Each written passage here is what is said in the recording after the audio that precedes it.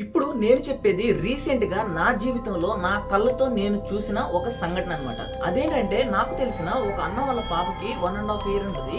ఏమైందో తెలీదు గానీ ఆ పాపకి ఒకరోజు సడెన్‌గా ఫీవర్ వచ్చింది. హాస్పిటల్‌కి తీసుకువెళ్లారు. ఆ డాక్టర్ కోర్స్ రాసిచ్చాడు. వాడారు, తగ్గింది. ఆ తర్వాత మళ్ళీ సడెన్‌గా ఫీవర్ వచ్చిందన్నమాట. బ్లడ్ టెస్ట్ చేపిచ్చారు. అన్ని టెస్టులు చేపిచ్చారు. రిపోర్ట్స్ అన్నీ నార్మల్‌గానే ఉన్నాయి. కానీ ఫీవర్ ఎందుకు వస్తుందనేది తెలియట్లేదు. ఈ టైంలో మా అన్న వాళ్ళ ఫ్రెండ్ ఒక ముస్లిం అన్న దగ్గరికి తీసుకెళ్లారనమాట. ఆ అన్న ఏవేవో మంత్రాలు చదువుతూ పాపకి ఒక తాయెత్తు కట్టాడు. అంతేకాకుండా ఒక వాటర్ బాటిల్ తీసుకుని ఆ వాటర్ బాటిల్ని పట్టుకుని ఏవేవో మంత్రాలు చదివి ఆ వాటర్ని పాపకి కంటిన్యూస్ గా ఒక 1 వీక్ తాగించమన్నాడు. ఇదంతా వర్కౌట్ అవుతుందా?